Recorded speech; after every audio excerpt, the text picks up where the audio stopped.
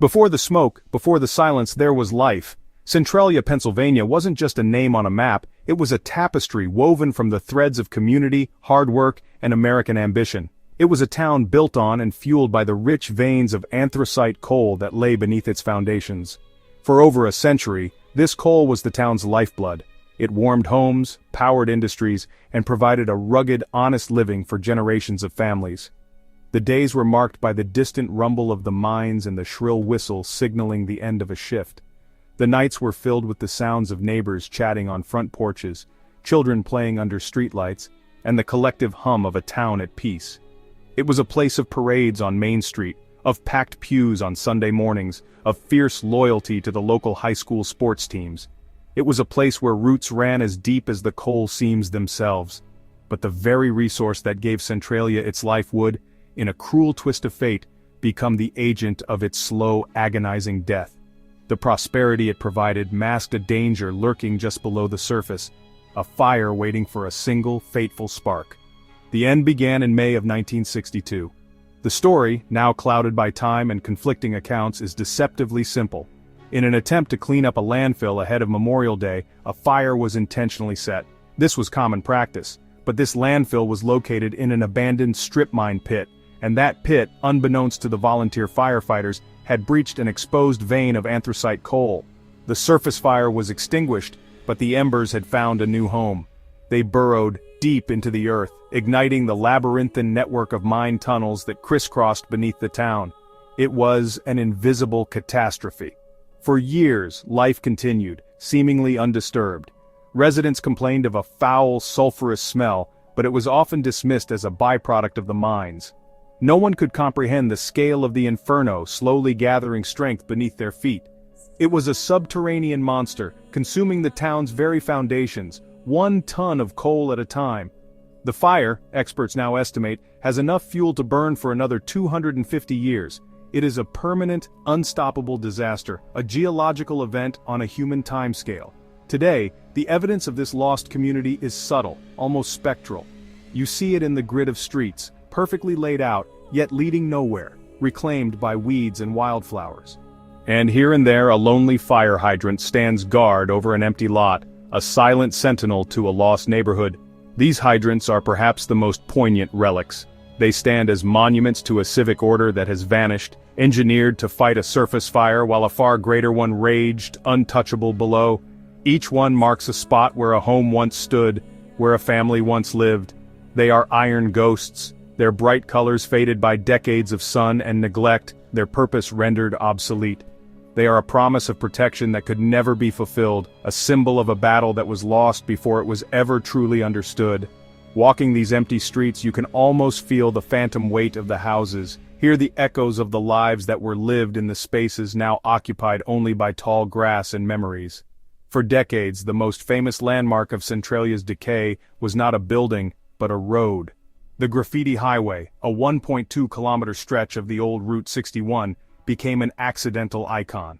The state was forced to abandon this section in the early 1990s after the ground beneath it became dangerously unstable. The relentless heat from the mine fire burning just dozens of feet below caused the earth to swell and shift. The asphalt buckled, cracked, and split open into deep, steaming fissures. What was once a vital artery of commerce and travel became a dead end, a road to nowhere. But nature abhors a vacuum, and so does human creativity. The abandoned highway became a pilgrimage site, a sprawling, ever-changing canvas for anyone with a can of spray paint and something to say. For years it was a canvas for visitors who left their marks, transforming the gray, fractured pavement into a vibrant, chaotic memorial. There were elaborate murals, philosophical quotes, declarations of love, and simple tags. It was a folk art gallery curated by the anonymous masses, a testament to the human need to leave a mark, to say, "I was here," even in a place defined by absence. It was a colorful, chaotic memorial on a road to nowhere. But in April of 2020, this chapter of Centralia's story also came to an end. Citing safety concerns and issues with tourism during the pandemic, the private company that owns the land buried the Graffiti Highway under dozens of massive mounds of dirt. The vibrant asphalt, the layers of paint and stories, now lies entombed, much like the fire that created it. The erasure of the highway was another death for Centralia, silencing one of the few remaining voices in this quiet landscape. For nearly 2 decades, the fire was a known problem but a manageable one. That all changed on Valentine's Day, 1981. The invisible threat became terrifyingly real. 12-year-old Todd Domboski was walking through his grandmother's backyard when the ground suddenly gave way beneath him. A plume of hot steam erupted as he plunged into a narrow 150-foot deep sinkhole. He clung desperately to a tree root as the unstable earth crumbled around him, the hole belching toxic superheated gas. His cousin arrived just in time, pulling him to safety moments before he would have been overcome by the lethal levels of carbon monoxide. The incident was a national wake-up call. The danger in Centralia was not abstract, it was immediate and deadly. The ground itself could no longer be trusted. This single event galvanized the federal government into action. It was no longer a question of if the town should be evacuated, but when and how. In 1984, Congress allocated more than $42 million to relocate the residents of Centralia. The government began buying properties, offering homeowners a chance to escape the poisoned ground and start anew. But this solution tore the community apart. Some saw it as a necessary rescue, a lifeline out of an impossible situation. They took the money and left, mourning the loss of their homes, but prioritizing the safety of their families. Others refused to go. They were the holdouts, a small but fiercely determined group who saw the buyout as a government land grab. They argued the dangers were exaggerated, that their homes were safe. They couldn't bear to abandon the only life they had ever known. Friend turned against friend, neighbor against neighbor. The social fabric of Centralia, once its greatest strength, unraveled under the strain. One by one, the houses came down. The town was systematically erased, demolished structure by structure until only a handful of homes remained, scattered islands in a sea of empty lots. The state used eminent domain to condemn the remaining properties, and by 2009, the governor issued a formal eviction notice to the last residents. After a long legal battle, a handful were granted the right to live out their lives in Centralia, but their properties will be seized by the state upon their deaths. The town's zip code was officially discontinued. Centralia, for all intents and purposes, was wiped off the map. The landscape itself tells the story of the fire. In areas where the burn is close to the surface, the ground is barren and discolored, stained with shades of yellow and red from sulfur deposits. The earth here is warm to the touch, even in winter. Snow melts instantly upon contact. Vegetation struggles to survive. Tree roots are cooked from below, leaving behind ghostly, skeletal remains. Steam and smoke still vent from fissures in the earth, especially on cold or damp days. It's a visceral reminder of the inferno below, the planet itself seeming to exhale a toxic breath. These vents are portals to another world, a subterranean hellscape of burning coal and poisonous gases.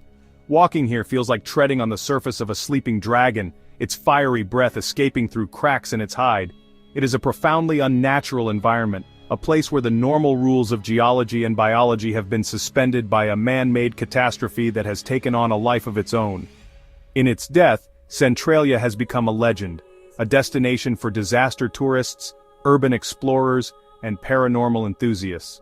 They come to walk the empty streets, to take pictures of the warning signs, and to try and imagine what it was like when this was a bustling community. The town's eerie atmosphere, the perpetually smoking ground, and its story of slow-motion destruction served as a direct inspiration for the fictional horror town of Silent Hill, cementing Centralia's place in pop culture. It has become the quintessential American ghost town, a real-life horror story. But it's important to remember that this isn't just a spooky place. It's not a theme park or a movie set. It is a graveyard. A graveyard for a town, for a community, for a way of life. The true horror of Centralia isn't a monster lurking in the fog, it's the quiet, heartbreaking reality of loss. It's the story of homes abandoned, of a community fractured, and of a fire that continues to burn, a relentless subterranean pyre for a town that time, and the world, has all but forgotten.